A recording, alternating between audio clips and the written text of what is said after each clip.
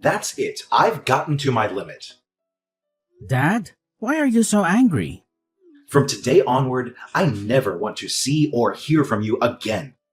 You're no longer my son. You're dead to me. I cannot have a stain like you on my name. So I'm a stain on your name now, aren't I? And why exactly? Because I took on a few silly tattoos? A few? Your entire body is covered in tattoos, Andrew.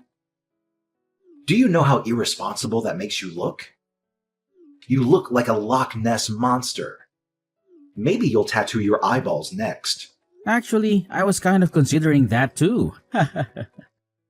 You see what I'm saying? No remorse whatsoever.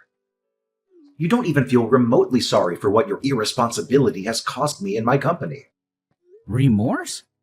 Why? You want me to feel sorry for doing what I love? Why should I do that? You're a worthless son. You know that, right? I've lost a lot of contracts in the past few months because of you. Some of my associates think I'm the father of a hoodlum. One even said I can't handle his job if I can't handle my son. Can you imagine that? So I'm guessing you want to handle me now. Exactly. I need you out of my business and out of my life before it gets out of hand. Okay, but you remember that I was the one who helped you reel in all the contracts you currently work on, right? You lost your flair for pitch-perfect presentation years ago, Dad. You buried them all in the numerous women you brought to bed. Don't you dare talk to me like that, boy. I am your father. Are you? I thought you were disowning me just now, no? Get your story straight, Dad. I think it will interest you to know that I have another son, too. Before you start feeling yourself so much, Brandon is my well-groomed, picture-perfect son. He'll take over the company after me and do all the things you think you used to do for us. Brandon will take over the company. Do you even know how stupid that sounds? How many times had Brandon been in any of our training and meetings? Just the training, right? Brandon will get his training. How hard can that be? Look at it this way. If you can actually train yourself, Dad, then you can train Brandon because he actually took after you crazy and unstable. All right, that's enough. Andrew, this is the exact attitude I can no longer have in my house or in my company. We both know I never wanted to be involved in your company. I've always wanted to be an artist. I simply carried out my duties because I was under pressure to be the ideal heir to you. But not anymore. You do not deserve my loyalty. Especially because you're a narrow-minded person who does not accept people the way they are. You feel everybody has to fit into the mold you have created. That's not true. You know, I was proud of you in the beginning. Only because you never knew you'd have another son. You've always told me this. You kept me because you thought Brandon would never come along. You planned to usurp me even from birth. Your mother abandoned you after giving birth to you. She no longer wanted to be with me, so she left. She threw you onto a busy highway, just hoping a car would run along and crush you to shreds. That's why you have that disgusting scar on your wrist. And that should always serve as a reminder that I've been nothing but good to you. You should be grateful. You shouldn't have brought this up, Dad. You know I took my first tattoo just to cover up that scar. Do you always have to say things that hurt me? I don't care how you see it, Andrew. You're a lot of bad luck, and I just want you out of this family. Fine, I'll leave. Thank goodness. I'll send in documents for you to sign in this regard. Documents? Yes, accepting that you're no longer a part of this family. Relinquishing the family name and all whatnot. You'll no longer have access to the house or any rights to my company. Is that all? Yes, and please make it quick. I need the documents returned to my desk as soon as possible. I'll do all that you've said. However, the same arrangement applies to you. I'm no longer your son.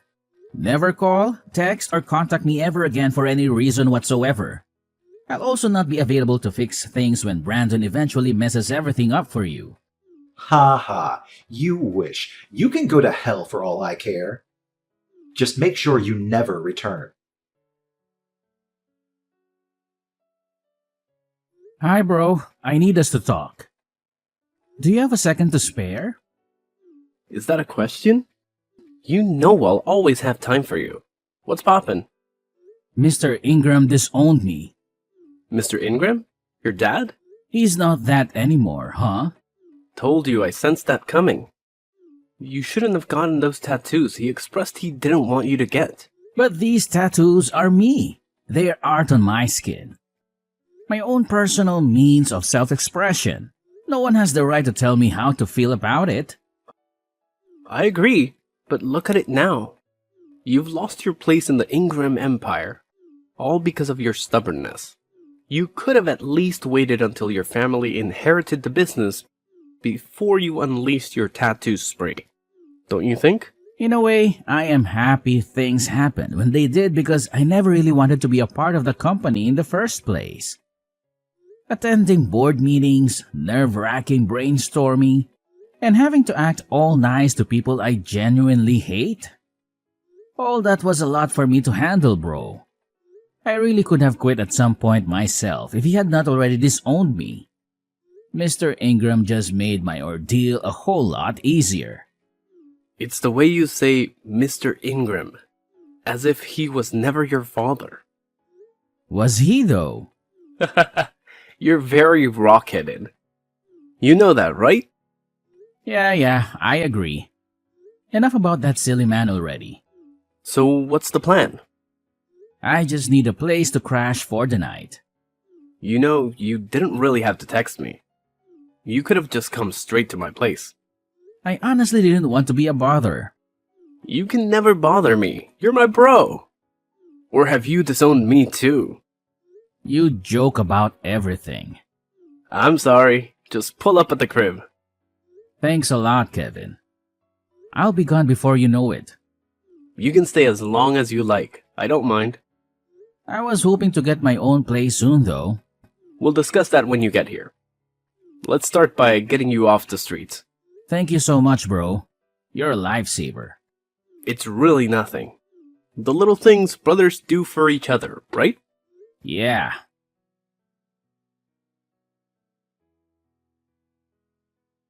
Hello, Kevin. It's good to see you. Andrew, my friend, how are things going? I know it's quite late, but I wanted to express my gratitude for your assistance with my move tonight. Your friendship means a lot to me. Don't mention it, Andrew. That's what friends are for, right? By the way, your new apartment looks fantastic. Yes, it does. And can you believe it? Miss Rebecca let me move in without asking for any rent up front or a security deposit. That does seem a bit unusual, doesn't it? It does seem a bit strange, but it could also be a fortunate turn of events, don't you think? It could be, but something about this situation feels a bit off to me. I was actually going to ask you about that. Why do you think Miss Rebecca made us hot coffee and cookies just because I was moving in? Is she always this hospitable to her tenants? How would I know? Well, you're the one who recommended her to me. All I can tell you is that she's a kind woman, and she treated me well when I was dating her daughter. You dated her daughter? Yes, I did. And when I was in a tough spot, she let me stay in one of her apartments. So you're saying she can be a bit overbearing at times?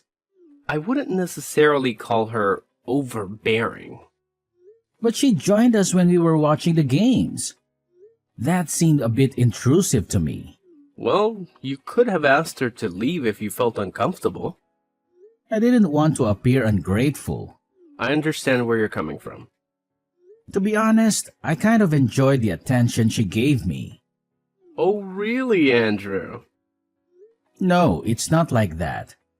It's just that, for the first time in my life, I felt cared for by a woman. It was almost like having a mother. She's called me numerous times to check on how I'm settling in. It feels like we've known each other for years. For once in my life, I felt loved and appreciated despite all my tattoos and everything else. I get what you're saying, Andrew. But just remember not to get too comfortable with this situation. You don't want things to get complicated between you and your landlady. Oh, look, she's calling me again. At this hour?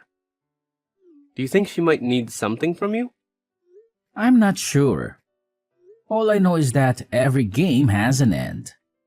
Let's just hope it's not what we're thinking. Yes, let's hope so.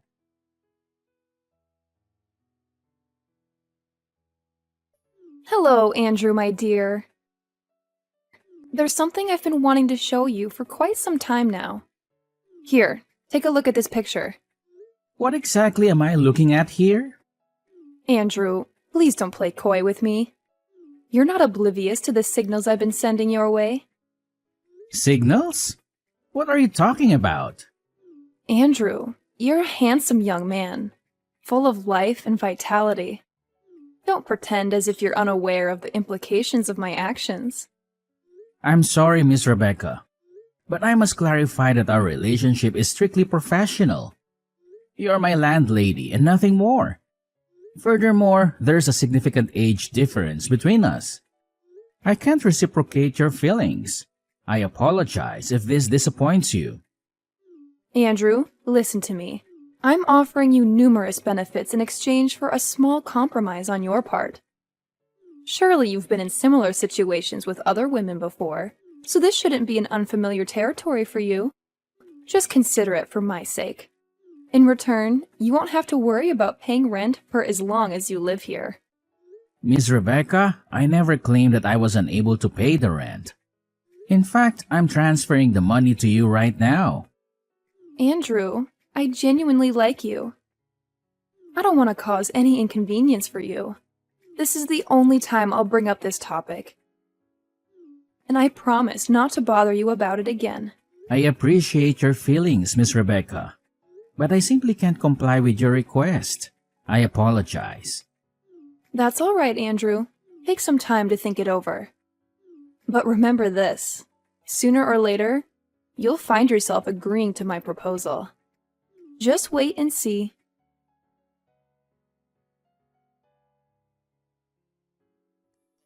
Hello, Andrew. I hope you're doing well. Miss Rebecca, what do you want from me this time? You've been calling me nonstop. I don't want anything from you, Andrew. I just felt the need to apologize to you for my inappropriate behavior. Apologize? For what? For the way I acted earlier. I realize now that it was wrong of me to make advances on you. It's all right, Miss Rebecca. I'm not angry with you. But you should know that everyone in this complex holds you in high regard. You wouldn't want to tarnish that respect by behaving inappropriately. No, of course not. I don't usually behave like that. It's just that the moment I laid eyes on you, Andrew, I felt an intense attraction towards you. It was as if we had known each other for a lifetime. My initial instinct was to pursue a romantic relationship with you, which is why I was so forward with you. But now I realize that my approach was wrong. You remind me so much of my son. Your son? Yes, my son, King. I lost him when he was just 2 years old. I had to leave his father because I feared for my life, but that decision turned out to be the biggest mistake of my life. When I tried to get him back, his father had already left town with him. The fear of never seeing my son again was haunted me ever since. But when I saw you... I'm sorry. I shouldn't burden you with my sad stories. No, it's okay, Miss Rebecca. We all experience loss at some point in our lives. In fact, I never knew my mother either. My father told me she left us when I was 3 years old. Oh, Andrew. I'm so sorry to hear that. It's all right, Miss Rebecca. Sometimes sharing our tragic experiences with others helps us overcome them. Would you like to continue your story? Well, there isn't much more to tell. We were married for 3 tumultuous years because his father insisted on it. If he hadn't married me, he wouldn't have been appointed as the CEO of his father's company. But more than that, they needed an heir to carry on the family legacy. So after our son was born, Leonard didn't want anything more to do with me. He became violent and made several attempts on my life. Despite everything, I stayed because of our son. But one day it became too much. Did you say Leonard? Yes, Leonard. He was a cruel and wicked man. Pure evil. That day, he wanted me out of his house immediately, but I refused to leave without my son. In his rage, he smashed a wine bottle against the wall and threw it at me. I managed to dodge it, but then my 2-year-old son walked into the room. He got caught in the crossfire, and the flying glass cut his wrist. What? That day was the last time I saw him. After that incident, I ran away, but now I realize that leaving was the biggest mistake of my life. Later on, Leonard remarried and had another son with his new wife. Now, all of these years later, I don't even know if my son is alive or dead. What was your ex-husband's full name? His name was Leonard Ingram. Mom? What? Did you just call me Mom? No, my name is Andrew, not King. But why did you call me Mom? Because your story matches mine exactly. And this cut on my wrist. Can you show it to me? Alright, here's a picture of it. You might not be able to see it clearly because I've covered it up with tattoos over the years. Is this your left hand? Yes. Yes, it is. You are my son, King! That evil man must have changed your name. Your real name is King. King Leonard Ingram. All these years I've been searching for you, Mom. He told me you were dead. Oh, King, my sweet boy. Please come over to my apartment right now. I need to see you.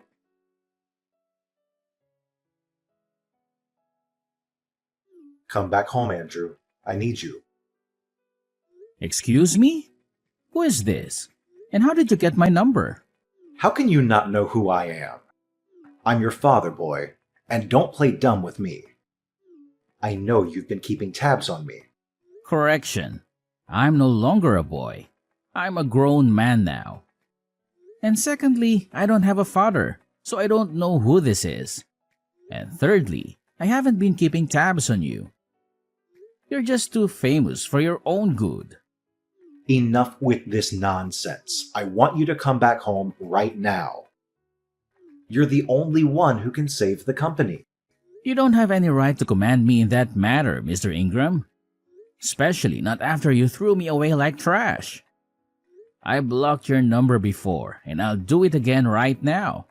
Because I do not want to have anything at all to do with a barbaric abuser like yourself. I would watch how you speak to me if I were you. You owe me everything, Andrew. Everything. But you're not me. And that's the amazing part. And no, I don't owe you anything, Mr. Ingram. As a matter of fact, you owe me an apology for all the years of pain and suffering you caused me. I really didn't go through the trouble of getting a new line and searching for your contact just to banter words with you. Just come home and fix things. The company is on the verge of collapse, and you're the only one who can turn things around. Face your wrath? What can you even do? I heard you're old and sickly now.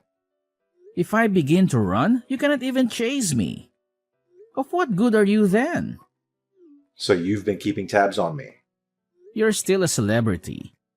And even though I honestly don't know why a heartless person like you should be among the elite, it doesn't change the fact that you are.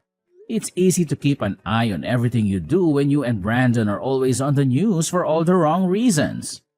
So at least you know that the company is sinking into the ground.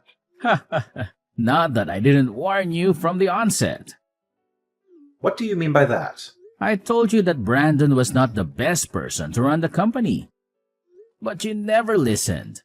You let go of your key to generational success simply because of your narrow-minded ideas.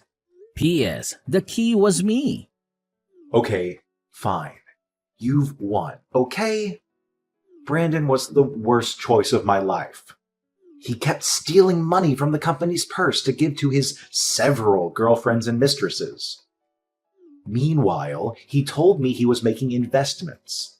And because you love your son so much, you didn't care to make sure he was doing what he said he was. How crazy can you get? Just come home and fix things. We signed an agreement, didn't we, Dad? 5 years ago? No. We agreed that I don't have any right to take any action as your son, and neither am I allowed to take up any position in your company. You also issued a police restriction order forbidding me from being found, even as little as 5 feet away from any of your properties. I made those rules, Andrew. I can break them. I just need your help. And you will give it to me as payment for the 2.5 decades you were under my care. I do not owe you anything, Mr. Ingram. Also, as a responsible citizen, I have no intention of defaulting on government-issued orders. Because, unlike you, I have a lot to lose and a reputation to protect. A reputation? With your creepy tattoos and ungodly mannerisms? How much better could you have gotten in 5 years? I'm sure you're still cleaning floors or washing toilets or something. You should be grateful I'm giving you a second chance. I have a lot to do right now, Mr. Ingram. Please, let me be. And as for coming to help you or whatnot, the answer is no. As a matter of fact, what do you say I block this number too? No, Andrew, don't do that. See, I'm sorry for all that I've done to you. Really. It's just that the company is on the brink of a final liquidation. It's either this or someone else who buys up my business. Something I've worked so hard for. So, has any company come to buy it up? Some guys, RNA Group. They're so strong and they have a lot of money. If I don't do anything quickly, they'll take over everything in a snap. I can't watch that happen. But I'm too weak to do anything right now. I need your help, Andrew. Please. I'm sorry, Mr. Ingram, but I cannot be of any help to you at this moment. You're so ungrateful. I've always known you're a weakling, a failure. I've always known you would be my downfall. A disgrace to this family. Why can you not help me, even after I've begged and apologized? I cannot help you because I am the CEO of RNA Group. What? I founded the company after you disowned me. And for your information, RNA is an acronym for Rebecca and Andrew. Rebecca? My ex-wife, Rebecca? Yes, I found her. And she told me the actual truth about the wicked and evil way you treated her when you were both married. You're such an opportunist, and you don't even deserve to own IG Corporation or any other company for that matter. But you said you never wanted to be part of my company. You wanted to be an artist. Consider this my payback for treating my mother like trash all those years ago. You'll eat the dust you fed her with. You have my word. And by the way, my name is King, and I'm back to rule over all that is mine. As the CEO of RNA Group, I had the resources and influence to rescue IG Corporation from the brink of collapse. However, I had no intention of simply bailing out my father's sinking ship with a generous donation. I had a better plan in mind. I negotiated a merger between the two companies, proposing that my mother, Rebecca, be appointed as co-CEO alongside me. Rebecca, a brilliant businesswoman and the rightful heir to the empire, had suffered for years at the hands of my dad. She had been forced to leave him and me when I was just a toddler, after he tried to kill her with a broken wine bottle. The board members, eager to save their company, quickly rallied behind the idea. Leonard, realizing he had no other choice, begrudgingly agreed to the merger. As the ink on the agreement dried, Rebecca and I took the helm of the company. Together, we breathed new life into IG Corporation. My innovative ideas and my mom's strategic vision revitalized the once faltering empire in a surprising turn of events. We introduced new products and services, expanded our market share, and improved our customer satisfaction. My unconventional appearance and tattoos became symbols of creativity and resilience. In the end, Leonard and Brandon were ousted from the company and their family home, ultimately turning the tables and returning Leonard to a life of retribution and regret. He had lost everything he had worked so hard for, while I had gained everything he had taken away from me. Oh, sweet revenge.